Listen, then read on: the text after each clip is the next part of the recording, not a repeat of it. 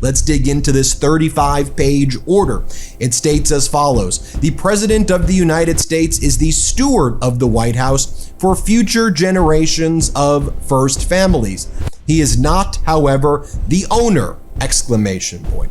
President Trump, the president, claims that Congress has given him authority in existing statutes to construct his East Wing Ballroom project and to do it with private funds. The plaintiff, the National Trust for Historic Preservation in the United States, claims the president has no such authority under existing statutes and that a preliminary injunction is necessary to avoid irreparable harm.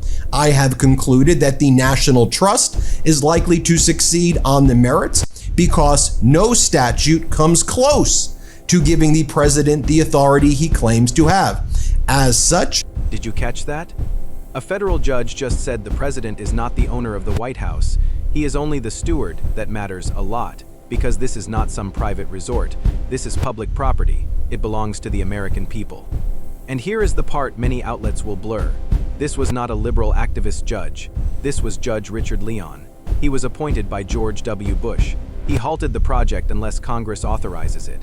He also gave the administration a short window to appeal. So no, this is not the final end of the fight, but it is a major legal rebuke. By the end of this video, you will see why this ruling is bigger than one ballroom.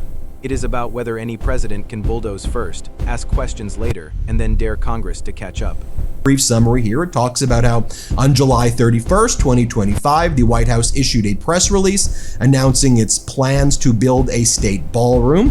The press release stated the ballroom would be constructed at the site of the small, heavily changed and reconstructed East Wing and would encompass approximately 90,000 total square feet. The press release also stated that Trump and other Patriot donors have generously committed to donating the funds to build the ballroom.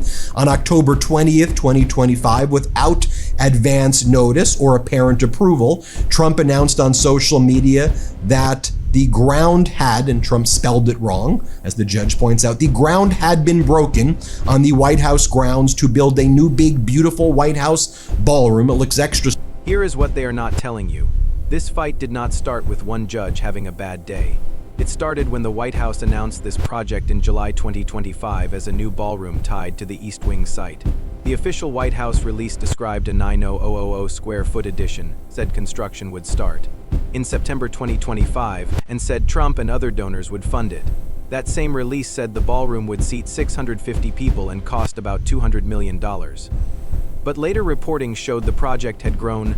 Reuters and PBS described a $400 million project, with Trump saying it could hold about 999 or 1,000 people.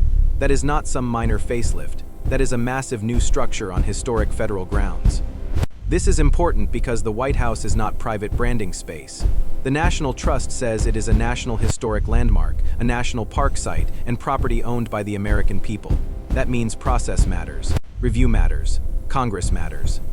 And this is the key point for your audience.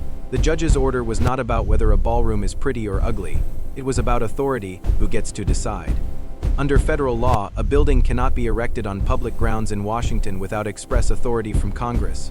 So when Trump's team acted first and tried to justify it later, they ran straight into the oldest problem in American government. The Constitution puts public property and federal spending under congressional control. What this actually means for you is simple. If a president can treat the White House like a personal construction zone, then public ownership becomes a joke. This ruling says no, not yet, not without Congress. This is the line that changes everything.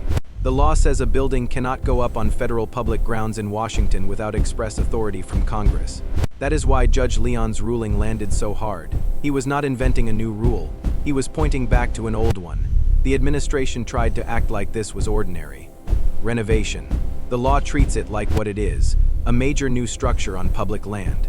Why the National Trust will likely win at trial to have this injunction be granted. And the court says the following: this case in essence is about whether the president has the authority to build a ballroom on the White House grounds with private funds without seeking authorization from Congress. The National Trust asserts that the defendants' actions were ultra vires of the statutory authority and violate the APA, meaning outside the bounds of But why do defendants even need statutory authority in the first place? The Constitution shows why.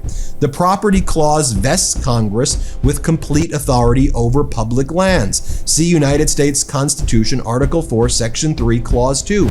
The Congress shall have the power to dispose of and make all needful rules and regulations respecting the territory or other property belonging to the United States. That's why defendants, Trump regime, need statutory authority in the first place. Now let's talk about what makes this story truly outrageous. The administration's defense was not just aggressive, it was slippery. In February, Judge Leon refused to stop the project at that stage. But he did not bless the project. He said the legal claims had not been framed the right way. Reuters and Politico both reported that. He essentially opened the door for the National Trust to amend the complaint and come back with the proper ultra-vires argument. That is exactly what happened. Then at the March hearing, CNN reported that Leon mocked the idea that demolishing the East Wing and replacing it with a giant ballroom was just an alteration. He called that a brazen interpretation of the laws of vocabulary. Think about that. A Republican-appointed federal judge looked at this defense and basically said, "Spare me." I believe this is where the bigger pattern shows up. The move was not transparency first. It was demolition first, approval later. Public input somewhere down the line, maybe Congress, if convenient. That is backwards. Every American should know this. The judge did not say presidents can never change the White House. Presidents have done renovations for generations. What he said, in effect, is that there are limits. The president is not a landlord with absolute power over national property. He is a temporary office holder inside a public institution. And one more fact matters. Reuters, NPR, and PBS all reported that the administration appealed quickly. So this fight is alive, but the ruling still matters. It tells the country that process is not optional just because a president says the donors will cover the bill. And this is where the story gets even more revealing. Before the judge halted the project, Trump allies on the Commission of Fine Arts approved the ballroom design. Reuters reported the vote was 6-0. The CFA page says commissioners expressed enthusiastic support and even granted final approval. NPR also reported that the project drew more than 2,000 public comments and staff said 99% were negative. So the picture is clear. Public backlash was overwhelming. Friendly appointees still pushed it forward. That is why the court became the real check here. Not because judges should design buildings, but because somebody had to enforce the line between executive ambition and lawful authority. Order where the court says, where does this leave us? Unfortunately for defendants, Trump, unless and until Congress blesses this project through statutory authorization, construction has to stop! Exclamation point. But here is the good news. It's not too late for Congress to authorize the continued construction of the ballroom project. The president may at any time go to Congress to obtain express authority to construct a ballroom and to do so with private funds. Indeed, Congress may even choose to appropriate funds itself for the ballroom, or at least decide that some other funding scheme is acceptable. Either way, Congress will thereby retain its authority over the nation's property and its oversight. So here is the bottom line.